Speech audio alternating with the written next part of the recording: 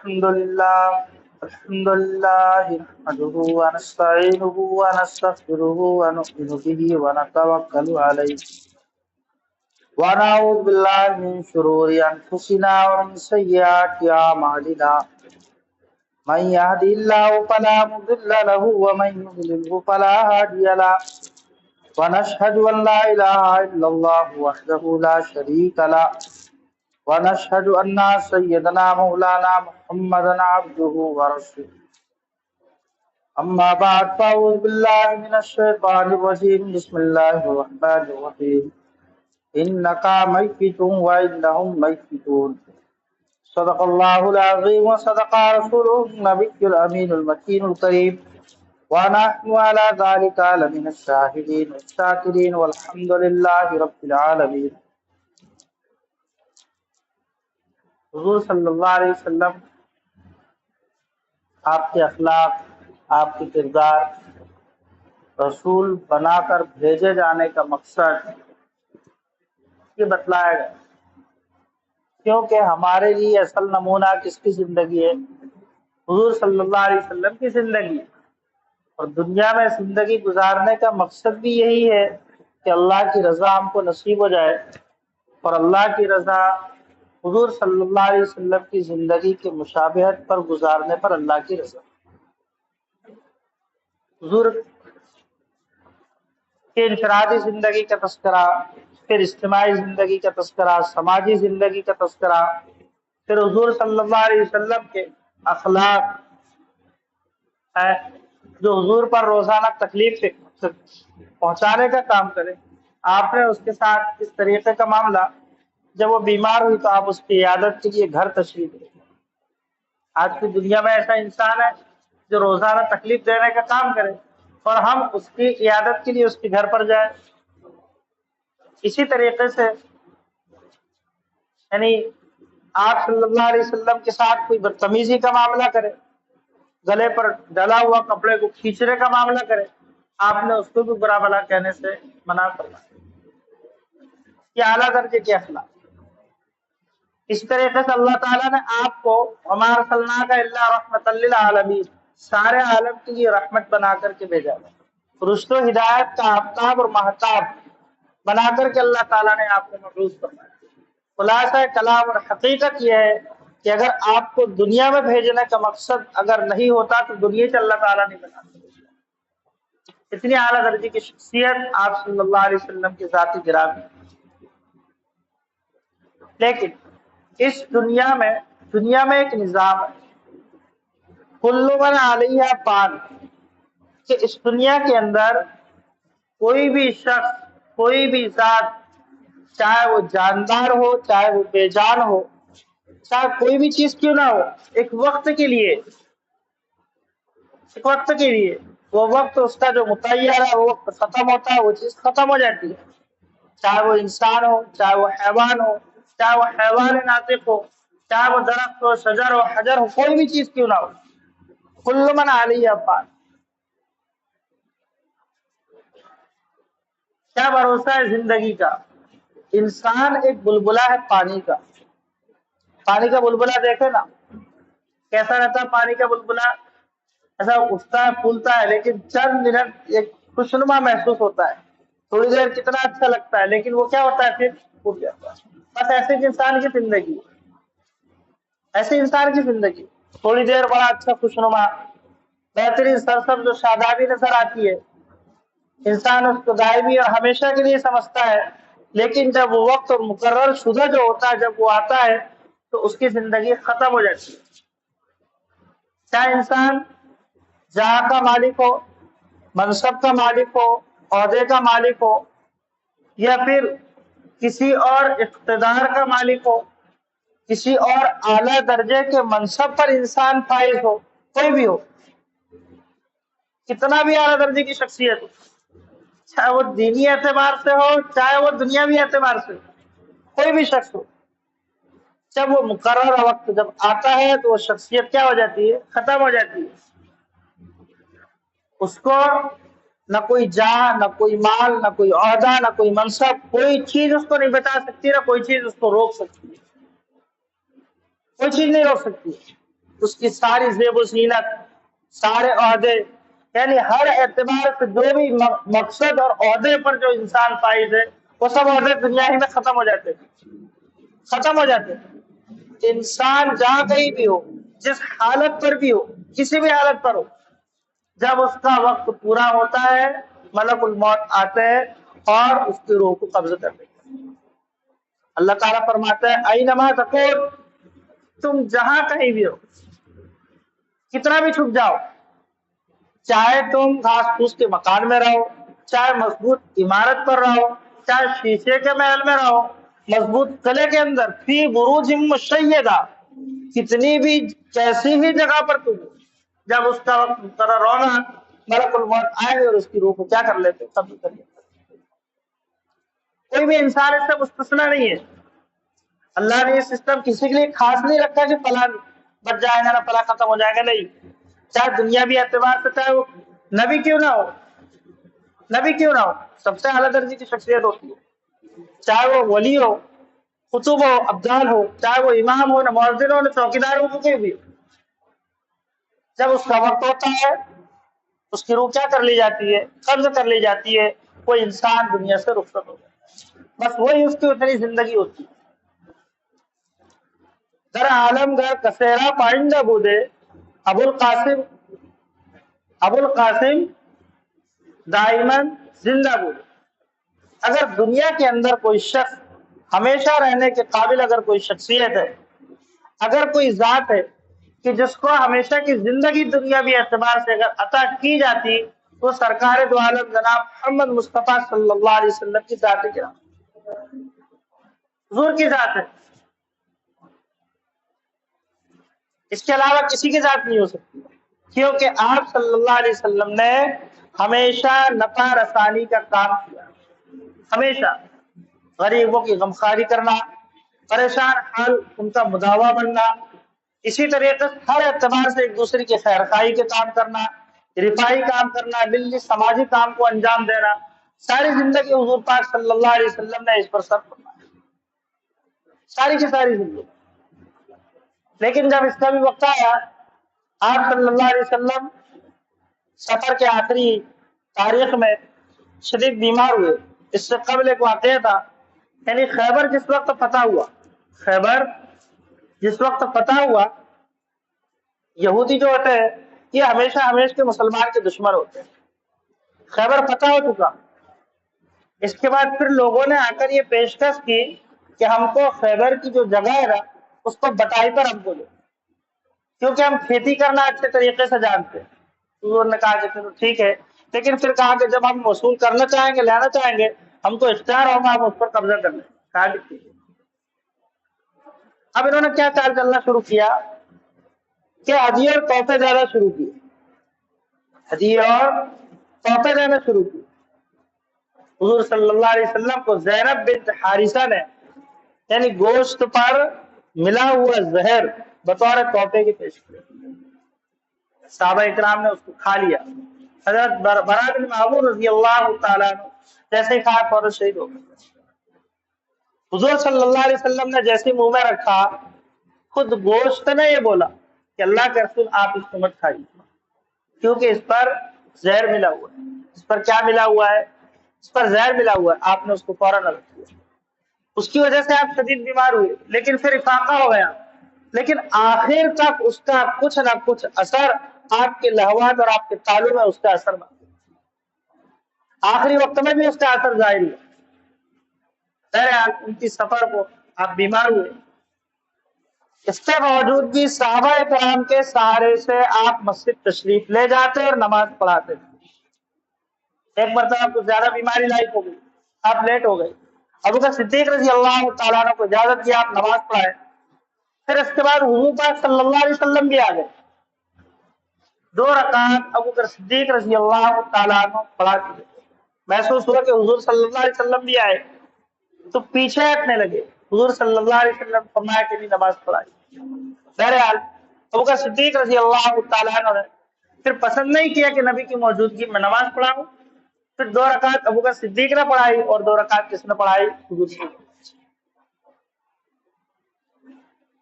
ایک اور چیز، حضور صلی اللہ علیہ وسلم کو پہلے ہی اس کی اطلاع دے دی گئی تھی کہ اب آپ دنیا سے رخصت ہونے والے ہیں، آپ دنیا سے کیا ہونے والے ہیں؟ رخصت ہونے والے ہیں۔ اس کی آپ کو پہلے ہی اطلاع دے دی گئی تھی، کیونکہ ہر سال رمضان میں ایک قرآن پاک کا دور حضرت جبرائیل علیہ السلام سنایا کرتے تھے، لیکن اس سال 2 مرتبہ سنایا۔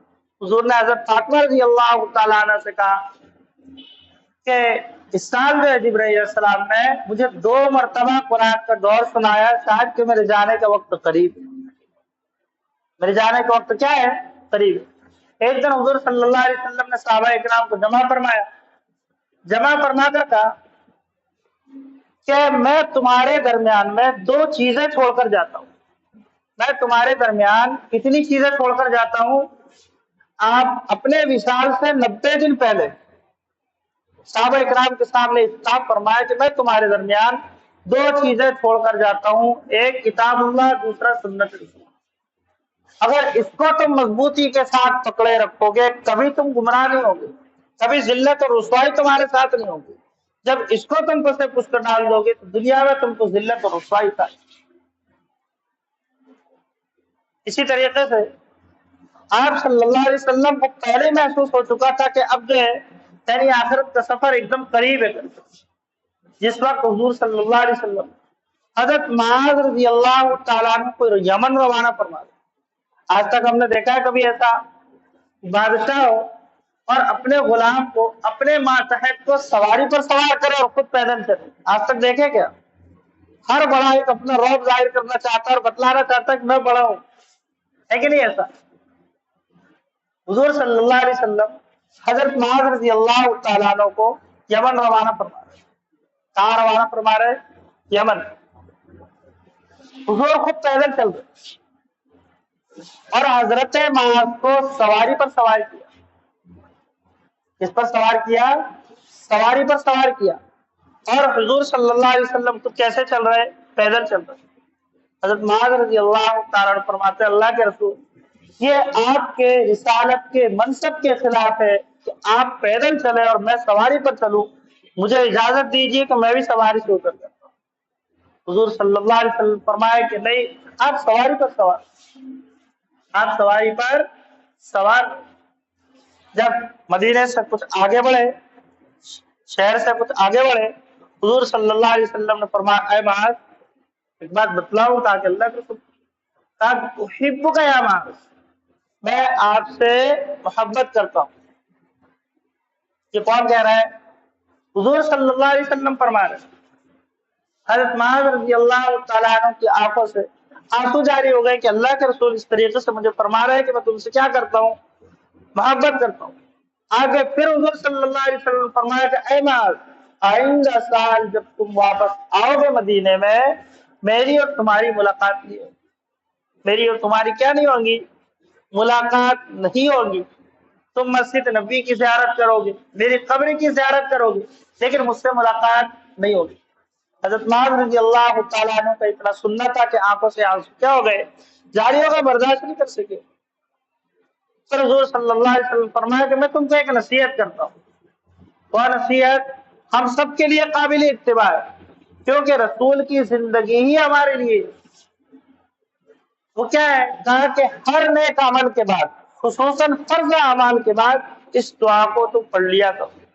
اس دعا کو کیا کر لیا کرو؟ پڑھ لیا کرو۔ اللہ تبارک و تعالیٰ مزید اعمال کی توفیق عطا فرمائے۔ وہ دعا کون سی ہے؟ اللہم اعنی علی ذکرک و شکرک و حسن عبادتک۔ اس دعا کو ہم بھی یاد کر لیں۔ اللہم اعنی علی ذکرک و شکرک و حسن عبادتک۔ اس کی برکت سے اللہ ایک عمل کے بعد پھر دوسرے اعمال کی توفیق عطا فرمائے، ایک اعمال کے بعد پھر دوسرے اعمال کی توفیق عطا فرمائے۔ اسی طریقے سے گویا کہ حضور صلی اللہ علیہ وسلم صحابہ اکرام کو پہلے ہی سے مستعد اور تیار فرما رہے ہیں کہ ایک دم سے اگر میرا حادثہ اگر سنیں گے تو صحابہ اس کو برداشت نہیں کر پائے، پہلے سے ذہن سازی فرمائے۔ ایک مرتبہ صحابہ اکرام کا مجمع ہے، حضور صلی اللہ علیہ وسلم نے فرمایا کہ اللہ تبارک و تعالیٰ نے، اس نے اللہ تبارک و تعالیٰ نے ایک بندے کو یہ اختیار دیا ہے کہ اگر وہ چاہے تو دنیا کی زیب و زینت کو اختیار کر لے، اور اگر چاہے تو اللہ کی ملاقات کو اختیار کر لے۔ اور اس بندے نے اللہ کی ملاقات کو اختیار کیا۔ حضرت ابوبکر صدیق رضی اللہ تعالیٰ عنہ بیٹھے ہوئے تھے، فوراً رونا شروع کر دیا۔ حضرت ابو سعید خدری رضی اللہ تعالیٰ عنہ فرماتے ہیں کہ ایسی کون سی بات حضور نے فرمائی کہ جس پر آپ رو رہے؟ حضرت ابوبکر صدیق رضی اللہ تعالیٰ عنہ فرماتے ہیں کہ ابھی حضور نے کیا فرمایا؟ اللہ نے ایک بندے کو اختیار دیا ہے، وہ بندے کون ہے؟ خود حضور صلی اللہ علیہ وسلم۔ یعنی اللہ آپ کو اختیار دے رہا ہے کہ اگر آپ دنیا میں بھی اگر رہنا چاہتے تو آپ کو اختیار ہے، لیکن اللہ نے اپنی ملاقات کا بھی اختیار دیا۔ اگر آنا بھی چاہتے ہیں تو آپ کو کیا ہے؟ اختیار ہے۔ اور حضور صلی اللہ علیہ وسلم نے اللہ کی ملاقات کو کیا کیا ہے؟ پسند فرمایا۔ حضرت ابوبکر صدیق رضی اللہ تعالیٰ عنہ فرماتے ہیں کہ حضور صلی اللہ علیہ وسلم اپنے تعلق سے بتلانا چاہتے ہیں، اور آپ کی وفات کا وقت ایسا معلوم ہوتا ہے کہ ایک دم قریب، ایک دم کیا ہے؟ قریب ہے۔ ایک مرتبہ آپ صلی اللہ علیہ وسلم احد کے پہاڑی پر تشریف لے گئے، احد کے میدان پر، جہاں پر شہداء احد جو ہے مدفون ہے، وہاں گئے۔ آپ نے ان کے لیے مغفرت کی دعا فرمائی۔ کس کی دعا فرمائی؟ مغفرت کی دعا فرمائی۔ گویا کہ دنیا میں جو صحابہ اکرام حیات ہیں ان سے بھی ایک قسم کی رخصتی، اور جو پہلے چلے گئے ان کے لیے بھی مغفرت کی دعا فرمائی، کیونکہ احد کے صحابہ وہ صحابی ہے کہ جنہوں نے حضور صلی اللہ علیہ وسلم کے سامنے اپنی جان کا نذرانہ کو پیش کیا تھا۔ حضور نے فرمایا تھا جب آپ صلی اللہ علیہ وسلم کو ایک گڑھے پر ڈھکیل دیا گیا تھا، کون ہے جو میری خاطر جان کا نذرانہ پیش کرے؟ 5 صحابہ کرام آگے بڑھے، اس میں سے حضرت زید رضی اللہ تعالیٰ، حضرت طلحہ رضی اللہ تعالیٰ عنہ یہ بھی آگے بڑھے۔ بہترین تیر انداز تھے، بہترین کیا تھے؟ تیر انداز تھے، تیر نشانے باندھ باندھ کر مارا کرتے تھے، لیکن ان کے ہاتھ پر بھی جو ہے اور ان کے جسم پر بھی تیر لگتے تھے، ان کا ہاتھ شل ہو چکا تھا۔